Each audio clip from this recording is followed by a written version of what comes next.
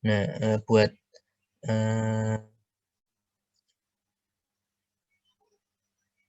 polinomial ke n gitu, bisa pakai persamaan yang ini. Dimana deret ke n, suku deret ke n itu dijelaskan pakai ini, yang minus 1 pangkat n plus 1 dikali 1 per n dikali x pangkat n.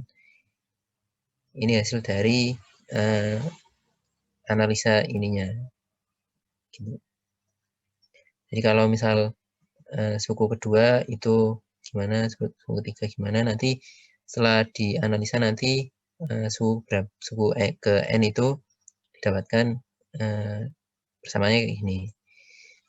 Jadi nanti kalau dinotasikan ke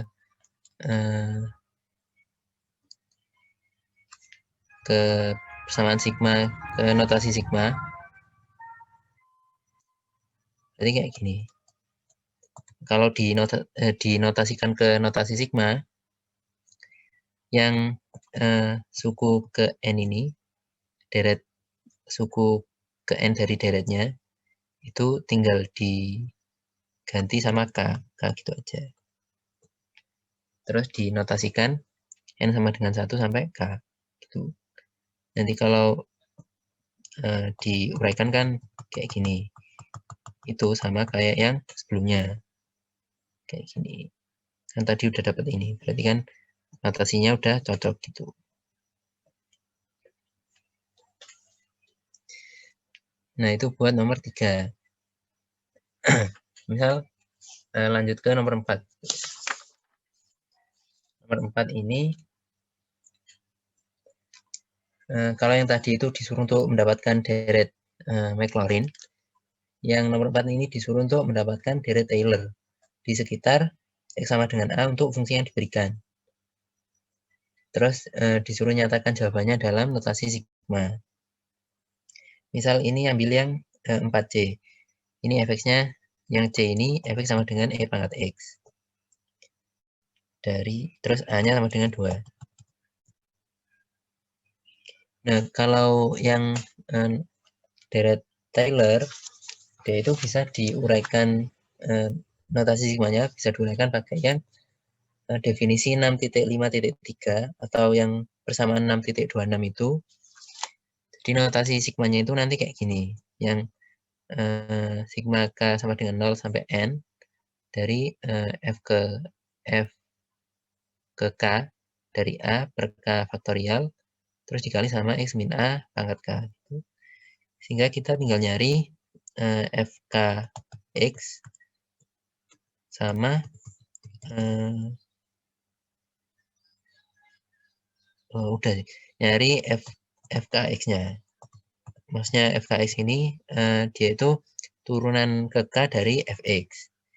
Dimana fx-nya kan e pangkat x.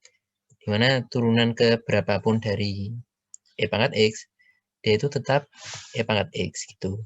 Sehingga turunan ke k dari fx itu tetap e pangkat x. Dimana kalau turunan ke k dari fx, jika x-nya sama dengan 2, dengan x-nya nanti tinggal diganti 2 menjadi e pangkat 2 gitu. Nah, e pangkat 2 ini nanti diganti ke f turunan ke k dari fx ini. E pangkat 2 ini nanti diganti ke sini, disubstitusi ke sini. Tuh. Terus k-nya ini nanti tetap, terus a-nya, yang x min a ini a-nya disubstitusi sama yang udah diketahui dari soal. Gitu. Sehingga nanti notasi sigmanya tinggal notasi sigma dari k sama dengan 0 sampai n dari e pangkat 2 per k faktorial dikali sama x min 2 pangkat k gitu. Nah, jika diuraikan nanti bentuknya kayak gini. E kuadrat plus E kuadrat dikali X minus 2 dan seterusnya. Gitu. Mungkin itu buat yang nomor yang latihan 6.5. Ini sampai sini ada yang ditanyakan dulu.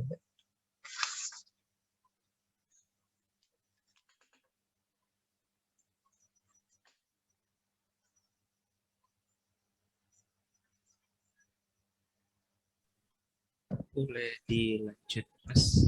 Belum ada pertanyaan. Baik, mungkin lanjut dulu ya, lanjut ke latihan selanjutnya, latihan 6.6.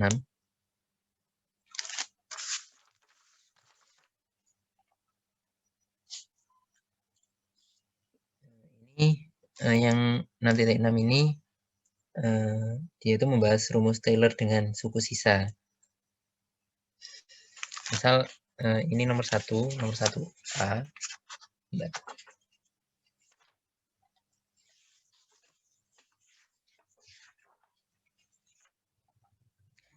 1A ini fx-nya fx sama dengan e pangkat 2x. Benar. Ini soalnya dapatkan bentuk sisa Lagrange untuk nilai a dan n yang diberikan. Dimana yang 1A ini fx-nya fx sama dengan e pangkat 2x. Terus a-nya sama dengan 0, terus n-nya sama dengan 5. Nah, buat nyari bentuk sisa Lagrange-nya, itu kan pakai persamaan yang ini, Rn x sama dengan f ke n plus 1 dari c, f ke n plus 1 c per n plus 1 faktorial dikali sama x min a pangkat n 1. Nah, karena dari soal ini a sama n-nya udah diketahui, kita tinggal nyari ininya, f turunan ke n plus 1 saat x sama dengan c gitu. Nah, dicarinya itu nanti hasilnya kayak gini. Dengan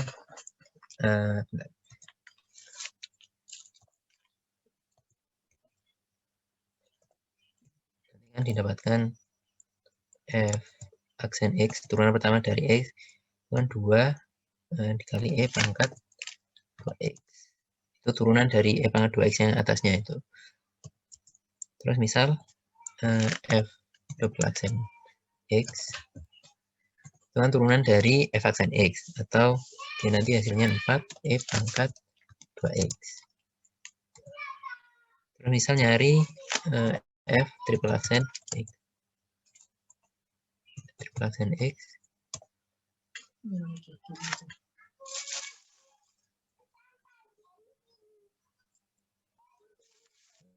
ya, nyari f triple aksen x itu turunan dari f double aksen x. Nanti di hasilnya 8 e pangkat 2x. Nah, dari bentuk ininya bisa dianalisa buat nyari f ke n plus 1 c-nya. Dengan misal turunan pertama, berarti kan turunan pertama kan f aksen 1. Dengan dia hasilnya 2 e pangkat 2x itu.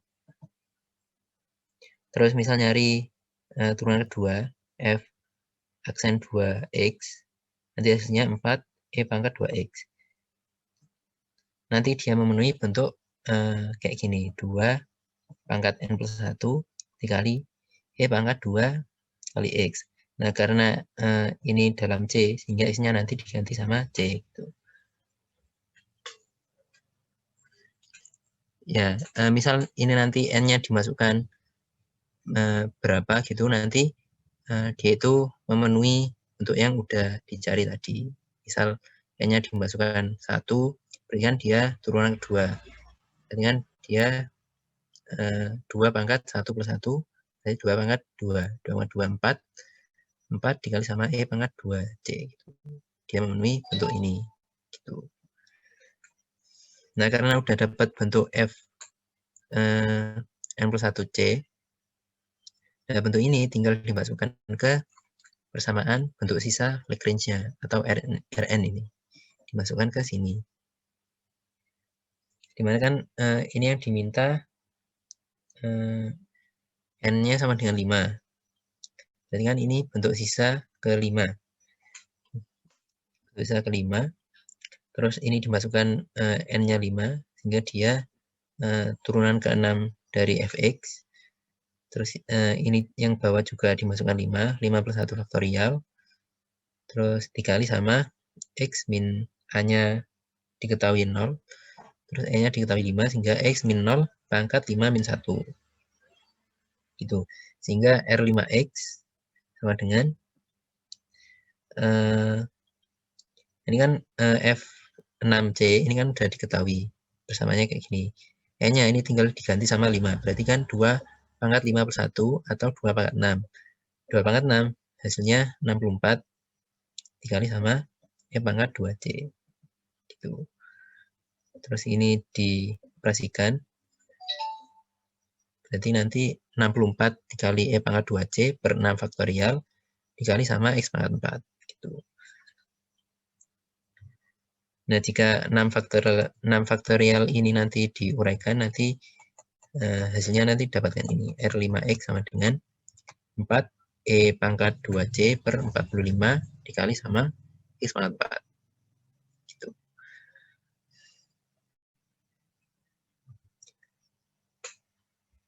Mungkin lanjut dulu ke nomor 2. Nomor 2 ini disuruh untuk mendapatkan bentuk sisa Lagrange Rnx bila A-nya itu sama dengan 0. Ini mirip ya sama yang soal sebelumnya, cuman dia itu dicari bentuk umumnya aja, yang Rnx saja. Sehingga ini nanti persamanya sama kayak sebelumnya, Rnx sama dengan F ke n plus 1C per n plus 1 faktorial dikali sama X min A pangkat n min 1. Dicari dulu F ke n plus 1C-nya. Dimana yang soal 2B, ini kan ambil 2B. Ini soal 2B, fx-nya kan fx sama dengan E pangkat min X. Sehingga kita bisa nyari F ke n plus 1C-nya. Atau misal pakai nyari satu-satu dulu nggak apa. Misal F aksen X sama dengan minus E pangkat minus X. Atau F double aksen X sama dengan E pangkat minus X. Misal F triple aksen X. Jadi dia turunannya F double aksen X didapatkan minus E pangkat minus X. Tuh.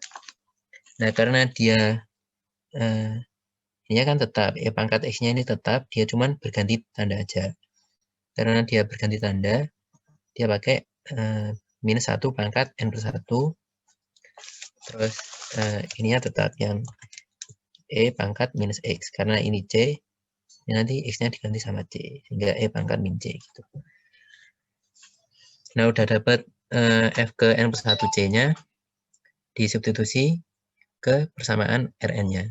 Rnx sama dengan yang Fn plus 1 dimasukkan, minus 1 pangkat N plus 1 dikali E pangkat minus C per N plus 1 faktorial dikali sama X min 0 pangkat N min 1. Gitu.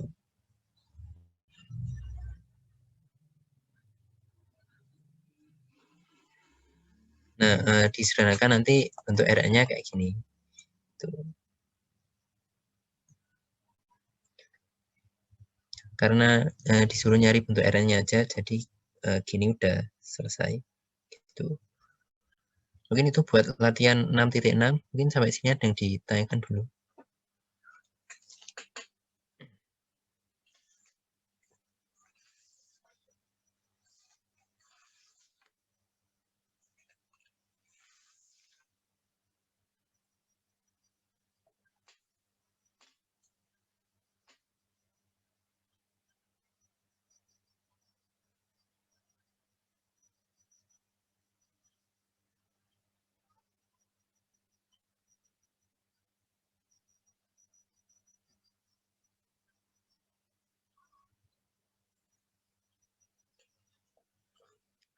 Atau masih jelas semuanya?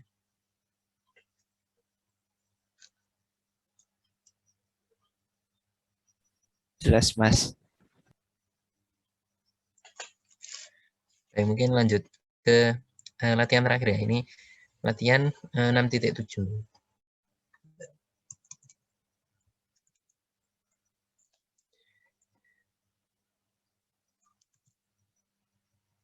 Ya, buat latihan 6.7 ini bahas diferensiasi sama integral dari deret Maclaurin sama deret Taylor. Ini misal yang nomor satu itu dapatkan hasil-hasil yang dinyatakan dengan diferensiasi atau integrasi dari deret Maclaurin suku per suku.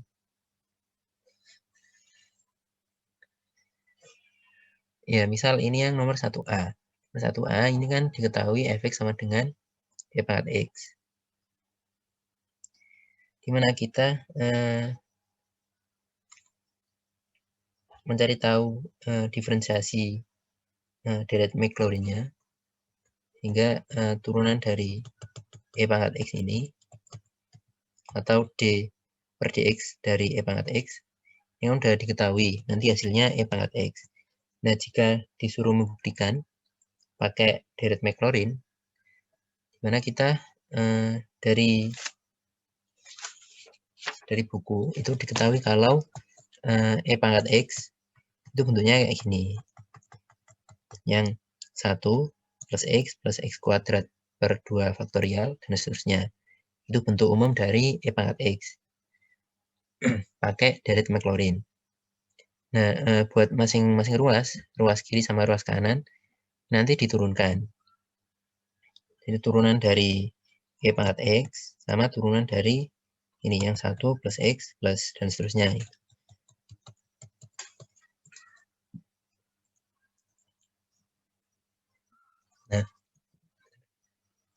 Nah, buat yang ruas kiri ini tetap aja.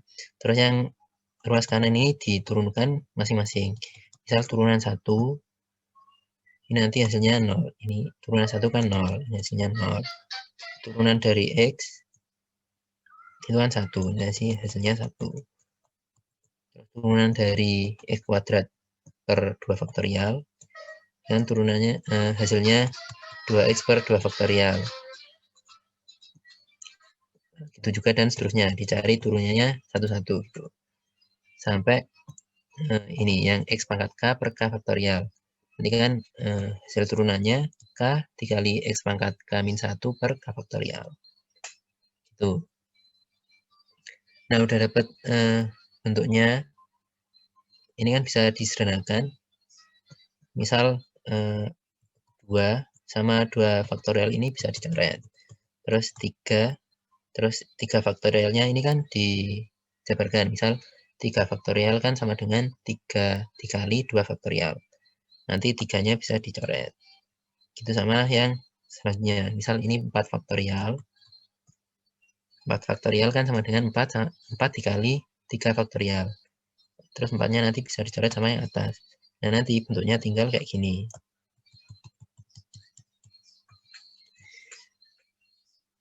Nah, di mana bentuk yang kayak ini itu memenuhi persamaan yang sebelumnya, yang e pangkat x sama dengan 1 plus x plus dan seterusnya itu. Yang sama, sehingga nanti didapatkan turunan dari e pangkat x itu sama dengan e pangkat x, sehingga dia itu terbukti.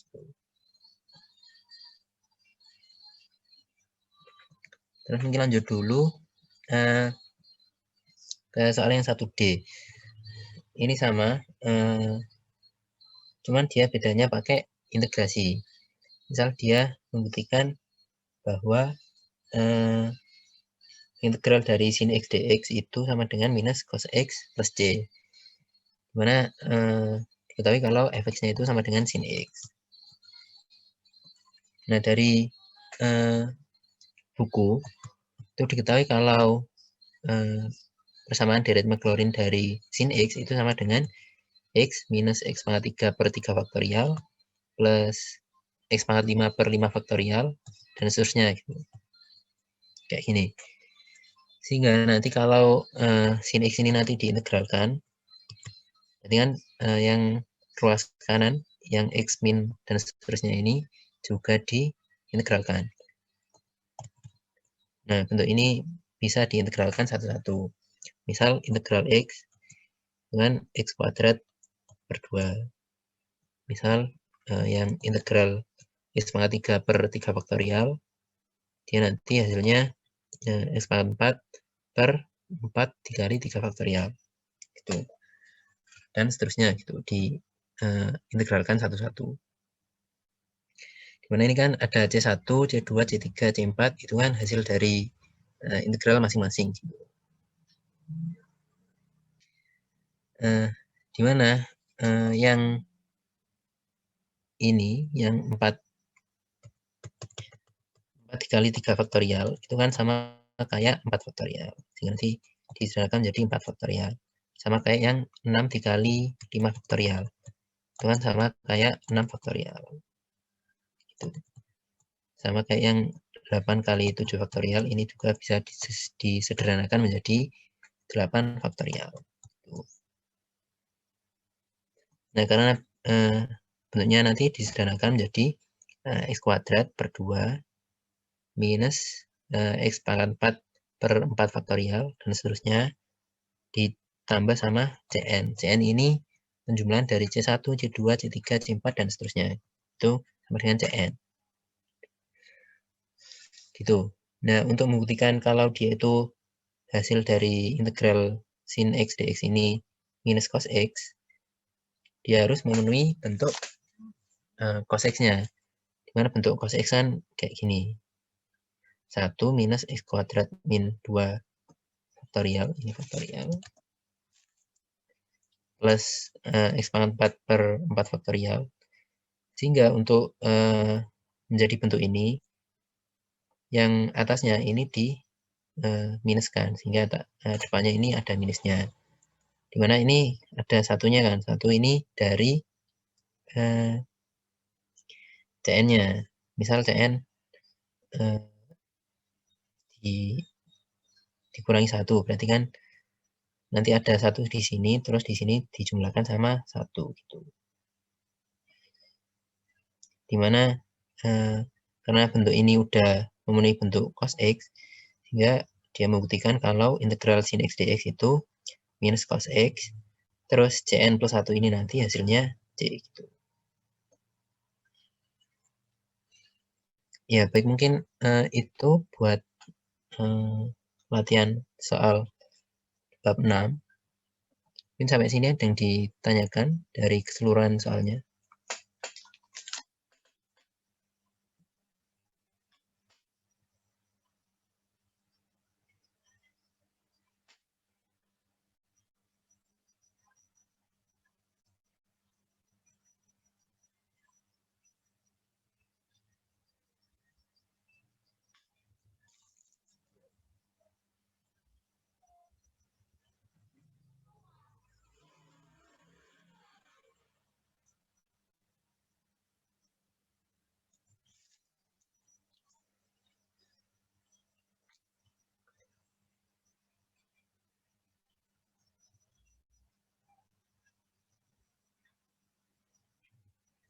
Atau udah jelas dari semua soal yang udah dibahas tadi?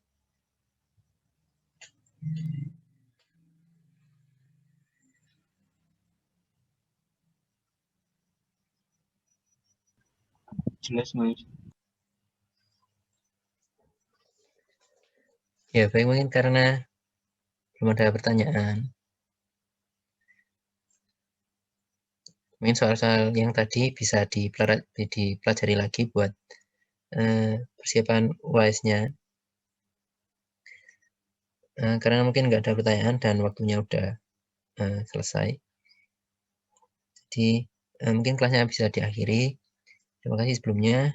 Saya mohon maaf apabila ada kesalahan selama mengisi responsi atau asistensi di kelas matematika ini. Terima kasih. Kelasnya saya akhiri. Assalamualaikum warahmatullahi wabarakatuh. Waalaikumsalam. Waalaikumsalam warahmatullahi wabarakatuh. Terima kasih banyak, Mas. Terima kasih banyak, Mas. Kelasnya saya ini.